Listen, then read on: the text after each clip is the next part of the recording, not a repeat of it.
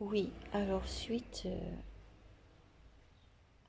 à cette pensée de ce matin, et cette réflexion sur la solitude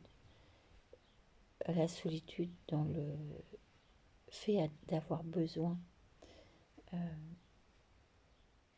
d'avoir une pause sur soi,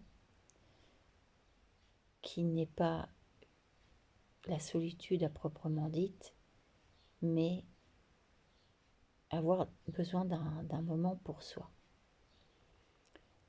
La solitude, forcément que la solitude est négative. Et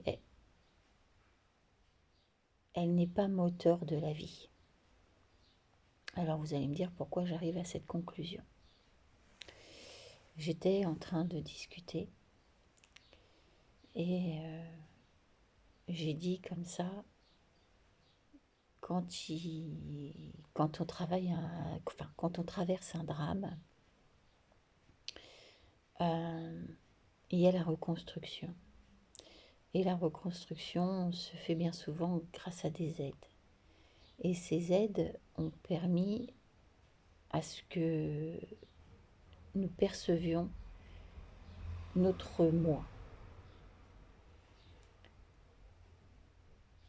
C'est ce qui nous permet aussi de ne pas tomber dans la solitude. Et quand on doit abandonner ce qui nous a reconstruit et se dire il faut que j'abandonne ce chemin de thérapie qui m'a aidé, on se dit oui, mais qu'est-ce que je vais devenir? Puisque c'est cette reconstruction qui m'a aidé justement à ne pas tomber dans la solitude, à rester sociale et à rester près des autres. Et donc c'est cette peur de se retrouver seul dans un désert de tout, un désert affectif, un désert de pouvoir avoir une vision sur l'avenir. Alors, on dit que le passé est le passé, le présent se vit sur l'instant et qu'il ne faut pas penser à l'avenir. Donc c'est extrêmement difficile. Parce que des fois, dans la reconstruction, on s'est trouvé aussi. Et on a pris de la complaisance, du plaisir. Et on n'a pas envie de perdre cela. Alors, pour un homme, la facilité est que le travail est là. Et le travail est une lutte contre l'exclusion. Pour la femme, ce qui est dur, c'est que bien souvent la femme est dépourvue de travail.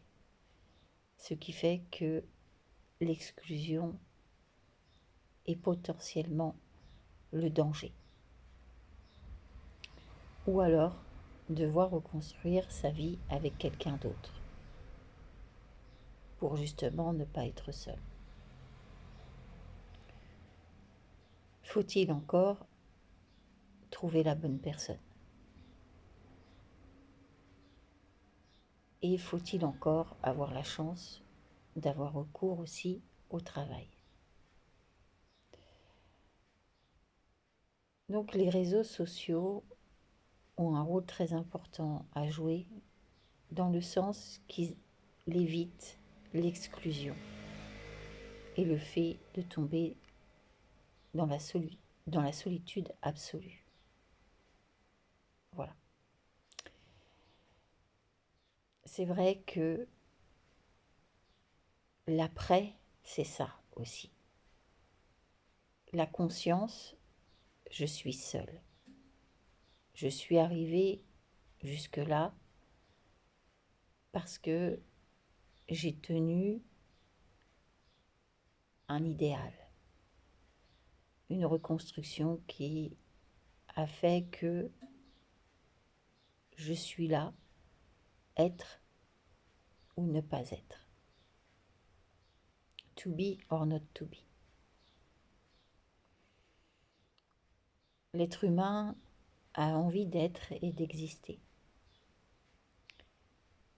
C'est pour ça que le persona est très important, puisque c'est ce persona qui va faire que l'on est accepté des autres et que la solitude ne sera pas là.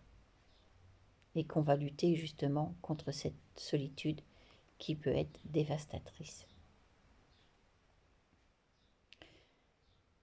Donc dans cette réflexion, et cette réflexion aussi que je me fais sur moi-même, où ce mémoire est très important pour moi, puisque il y a une phase de reconstruction dans tout cela. Une lutte sur je suis, to be, être. Je suis une personne qui a reçu une éducation. Je suis une personne qui sait faire des choses. Je suis une personne qui a un intellectuel qui est vif. Et je ne comprends pas cette exclusion. Je ne comprends pas pourquoi je suis seule, sans amis potentiels, sans personne avec qui pouvoir discuter. Alors, le psychiatre que j'ai situé dit qu'il est possible de rencontrer des personnes en sortant de chez soi. Mais le Covid a fait beaucoup de mal. Les gens n'osent plus aller directement voir des personnes pour discuter, prendre un café, manger une pizza. Parce que le Covid a fait très très mal dans la mentalité des gens. Et les réseaux sociaux se sont multipliés. Et il y a de plus en plus de monde sur les réseaux sociaux. Parce que c'est le seul mode pour communiquer. Donc, les personnes qui se mettent sur les réseaux sociaux sont des personnes qui luttent contre l'exclusion. Et c'est extrêmement important d'en prendre conscience. Voilà. Je vous quitte là pour aujourd'hui. Je vais repartir sur ma vie. Et on se retrouvera certainement pour un autre sujet, puisque le sujet d'aujourd'hui était donc la solitude. À bientôt, au revoir. Et être philosophe, c'est très bien.